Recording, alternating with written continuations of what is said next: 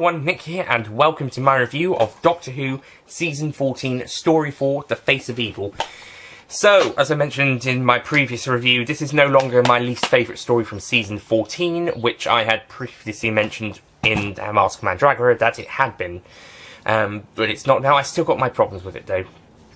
Let's get some of those out of the way quickly. First of all, the story opens during a hearing about Leela being blasphemous, and they're deciding to have her banished. I think they should have just started from the start. They should have just gone to the start of the trial, say, they bring in Leela, they say she's a blasphemer, and they decide what to do about it. And, yeah, I think they should have opened on that instead of midway through. There's also this sort of testing that her father has had to do, and it's killed him, I think. And it just doesn't quite work, and the leader is leader then tries to beg for forgiveness in order to spare him, but they're like, no. And then they're just very disrespectful to her afterwards when her father's died. Like, they go, she's going to go, and then they say, you have until sunrise to go. Well, okay, tell her before she goes. Also, give her a minute to grieve, would you? Have some fucking respect, you bastard. I mean, I know she's a blasphemer in your eyes and ears, but have some fucking respect. And like I said, if you're going to tell her she's only got this amount of time before she goes, tell her before she's about to go. Idiot. Parts 1 and 2 aren't really that ones I am actually that keen on either, certainly concerning the villager, the tribe, until after the Doctor is able to quickly change their minds on him, and that actually happens. It happens in part 2, and this comes up to another bit I'm disliking. But I dislike Bert. I'll get to that bit in a second. But they think the Doctor is the evil one, and in part 1 they tell him to release Sohan, and he says, "Well, I would, but I don't know where he is." So they decide to kill him immediately. Yeah, you think that's gonna help them. But in part 2, they try and have him killed as basically to prove that he is not the evil one by another guy who believes he isn't, and he wants to prove it by having him killed to show he was mortal. And but basically, the Doctor escapes death by shooting a rope that he with a thing that probably would have lowered him into a pit, but he survives. He doesn't get to go into the pit. It stops somehow, and everybody is somehow on his side, like that, just afterwards for some reason. Just even though they had 2.5 episodes of an episode and a half of being like, we don't trust him, we think he's the evil one, let's try and kill him, etc. The one single moment of this episode that I absolutely despise, and it's probably my least favourite moment of the Fourth Doctor's era at this point, is when this random tribe member goes up to Leela and slaps her for giving the Doctor advice on how to just letting the Doctor know about the creatures in the pit. And he does it alone. What the fuck? What did he need to do that for? He could have just shouted from the side, be silent, he needs to do it himself, or quiet, he has to do it himself, or just don't bother. But he just comes over and slaps her for no reason. The only good thing is that the best moment of the story comes in where the Doctor asks the guy who doesn't believe he's the evil one who the guy is, and then he kicks one of these little creatures that he was going to be put into a pit of, and the little creature, as we've been told, 10 of them can strip the flesh off a person, and he kicks one of them onto the arm of this bastard, and he runs away screaming like a pussy. So that actually makes up for it. That more than makes up for it. I mean, the moment itself, the slap was unnecessary, and it was. I mean, if she wasn't bound, maybe it wouldn't be so bad, because then she could rub her face afterwards. I mean, like as you do, off like that. But as she's bound, off, and yeah, I mean, but I found it pointless and unneeded. So, but just like some of the pushing from the last season, basically. But yes, so I actually love the fact that the Doctor kicked one of those little pests onto his arm and he ran away like a pussy. So that more than made up for that. So, thank goodness. And people saying, oh, the Doctor shouldn't have done that. Fuck off. Because the guy was a cunt. So, yeah. Plus, it's not like the Doctor hasn't done this to other people before. So, yeah, he can give a person a punch if he wants to. In this case, kick a little creature who, like a piranha, can strip a man to his bones. So, yeah, and the guy running away like a pussy. Funny. I mean, he's an idiot, but it's still funny. I hope he actually did get part of his arm bitten off by that thing, and then got killed by those invisible creatures later on. So, part 3 also introduces the other the enemy of it's the 17 that's Leela was part of, and the Tesh are the other people, and we meet them in the 3rd episode, and the Doctor is praised as the Lord of Time. But then when he demands Leela's release, as they have a captive and they're about to monocle her or something, they're like, "You're not the Lord of Time, come to save us again." And they just, for some reason, because the Doctor cares about Leela's safety, suddenly he's not the Lord of Time anymore. Some of this could have been... I think this story could have done with another story draft, just to fix some of the lines and stuff. And some of the character motivations just change automatically. I mean, that guy's for starters, and also, as I mentioned, the tribe of the 17, they're basically on the Doctor's side once he manages to escape death without having to prove he's mortal or immortal. So, yeah. Quite quickly as well, as I mentioned. And then they're just unnecessary trying to hunt the Doctor down. The most interesting stuff is actually the Doctor in his actual battle to take down the villain Zoannon. And the Doctor realises that he has been here before. It's because it's been set up that he's been here before, but he can't remember. So it almost implies that it's going to be something he's going to come to in his future. That would have been a great idea. But it turns out he has been there before. Would have liked to have seen that adventure. Ben Wildebank, if you're watching this, why didn't you do an episode of Cold Front from your What If Doctor Who Wasn't Axe series that served as a prequel to this story? I mean, it would have had the Doctor, but it would still be a prequel to another story, so that would have been a good idea. Similarly, that would be a good expanded media story for an audio or for a book or a comic. Anyway, so the Doctor has been there before. He tried to help the survey team and the technicians, or the 17 and the Tesh. There's actually a nice little clue into some nice little clues early on about that these guys are descended from human colonists, and they've just reverted to these ways, the tough instinct savages of the 17 and the intellectual and telepathic, but under routine by the looks of it, or under rules, Tesh.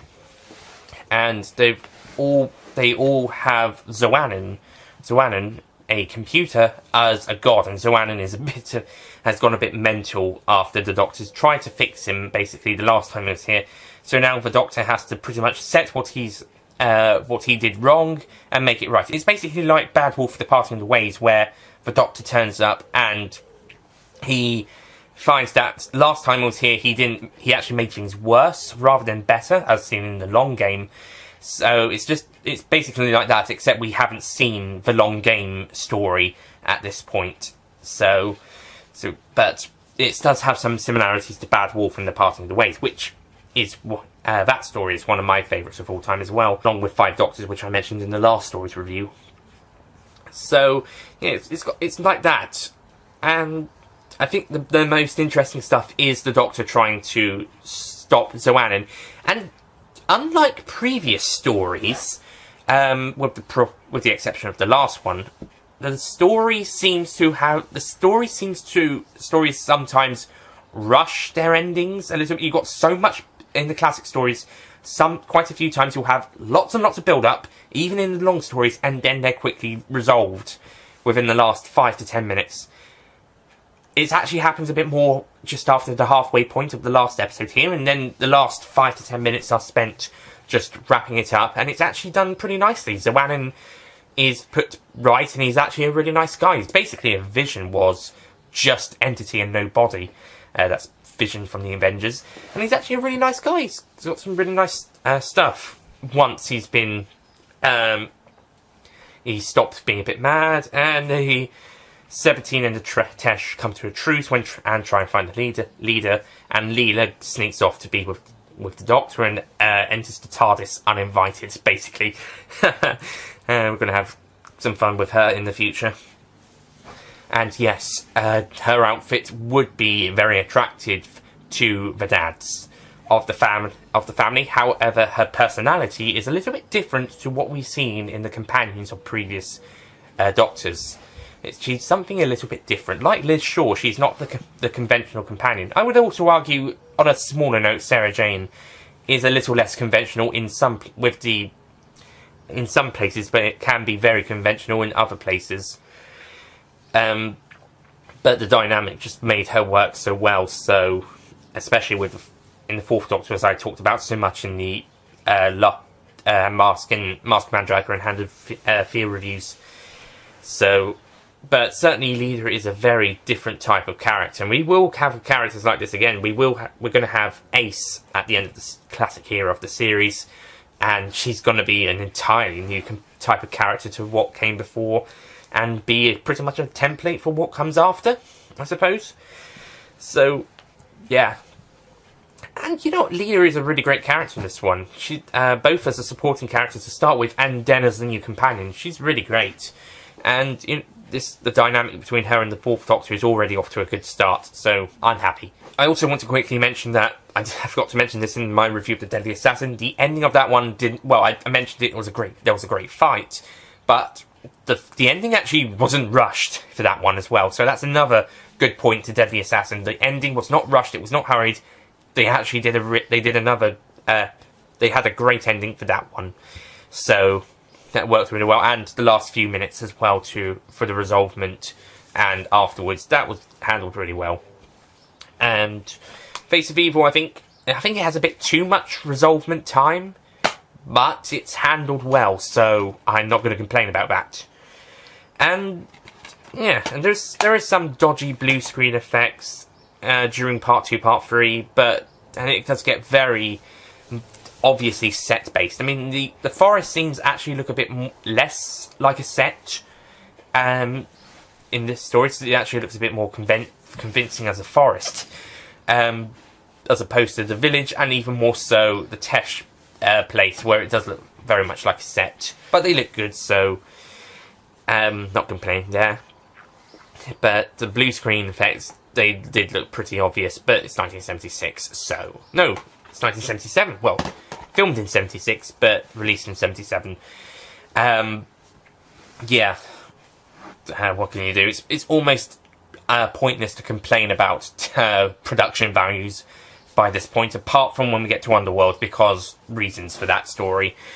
But yeah, so Face of Evil, I think it's good now, but I do have some problems with it, as I mentioned, and I don't think I can get into the first 2 episodes as much as the other 2. But still... well handled, so I'm going to give The Face of Evil a 7 out of 10.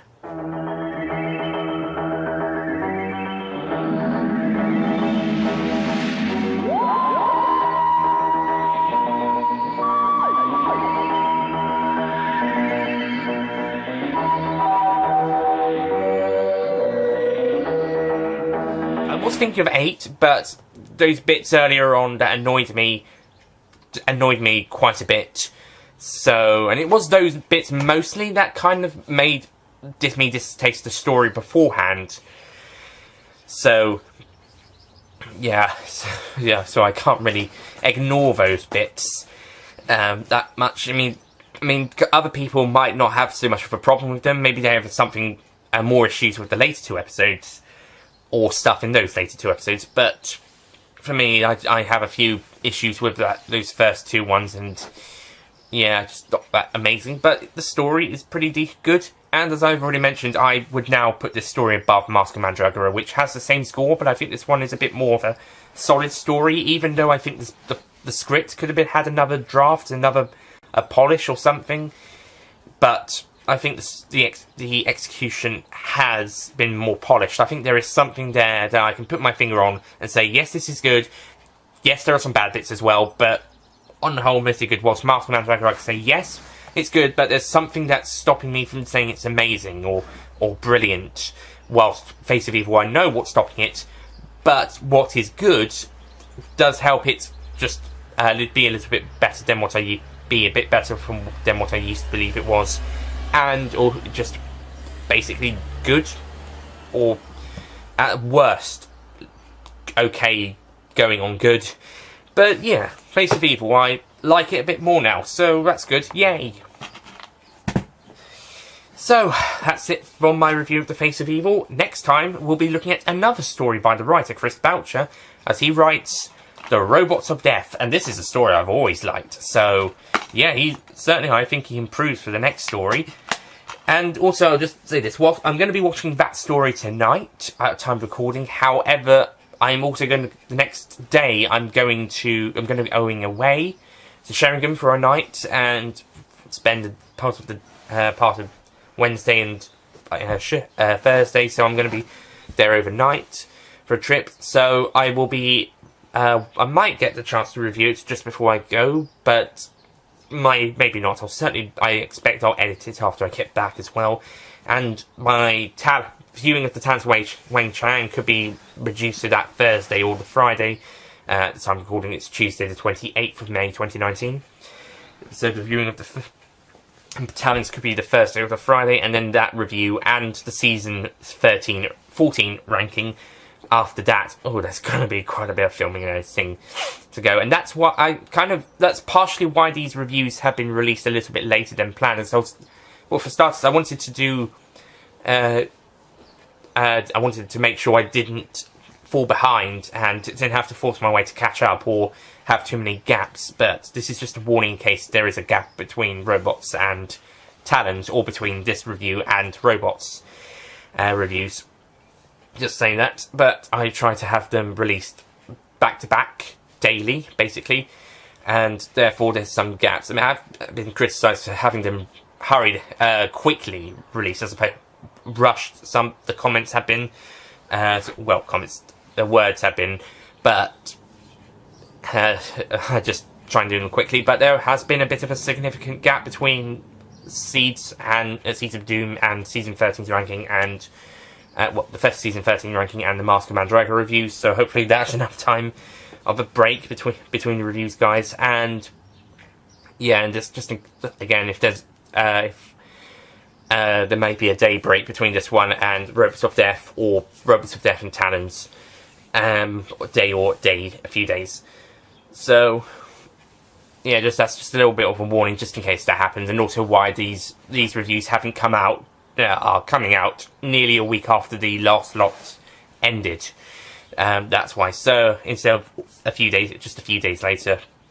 So anyway, that's it from me. Thank you for watching. I'll see you guys next time for The Robots of Death. Also, fun fact, this particular release of The Robots of Death Special Edition, part of the Revisitations 3 box set with the special editions of The Tomb of the Cybermen, which at this point in the reviews is still my favourite classic series story, and like Five Doctors and Bad Wolf Parting the Ways is one of my favourite stories of all time, and The Three Doctors, which is also a very good story.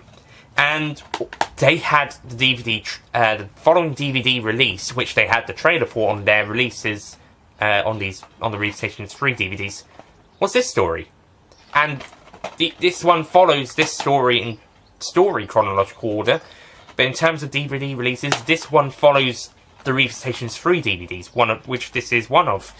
So that's funny, kind of. I find that amusing. It's the same with how the Mannequin Mania box set directly follows the Planet of Spiders DVD. You have Jon Pertwee's final story on DVD. The next release is a special edition of his first story and its sequel, which is also an earlier on story, or at least compared to Planet of Spiders. So Yeah, it's quite funny. Hello everyone, Nick here. Just one more thing before we wrap up this review. The thing is, my camera is broken. Already the screen had been damaged, but now the SD card is not going back in. So what is going to happen now is, for all the reviews and stuff, video stuff, I'm now going to have to record on my camera, as on my phone camera, for a while until I get a new camera. This also means filming stuff like Earth Agent Series 4 and stuff may be delayed. Series 4 is supposed to be starting at the end of the month, next month, start of July, but it may be delayed or filmed on the phone camera. So yeah, so using my new phone, lovely new phone, I will have to record videos, certainly reviews and stuff. Where and is it linking? Is the audio linking up? Hope so. But basically, I'm gonna have to do the recording on the camera. Just to let you know now, the last phones, the audio didn't quite sync up in some of the footage. When I did my Elston video, for example, and the Angel Road video. No, not yeah. With the temporary phone, that was actually not the old one. But we'll see about this one. Hopefully it'll work. So anyway, that's it. I just wanted to let you know that from the next video onwards, I'm gonna have to use my camera phone for that. Otherwise, you're just gonna have to wait a long time and for it. So try and do it on the phone camera. Anyway, that's it from me, and I'll get back to me to wrap up the review. Anyway, so that's it from me. So, thank you for watching. This is actually the end now. See you next time. Goodbye.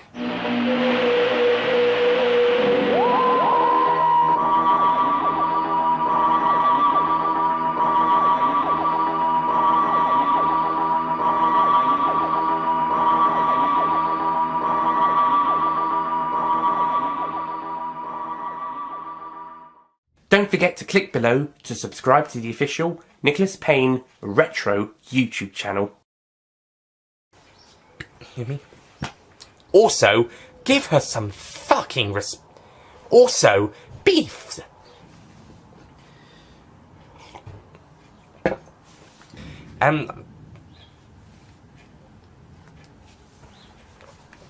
But,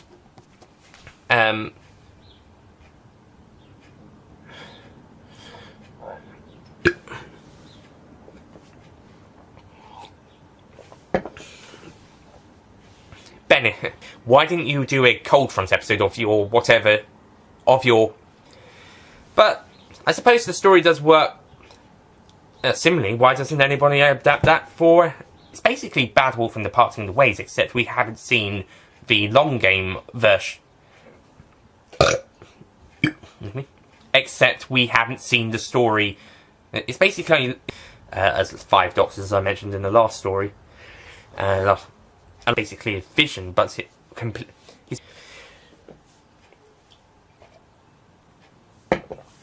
but you know what? They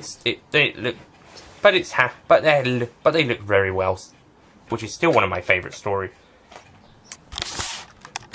Helen, as soon as I stop this recording.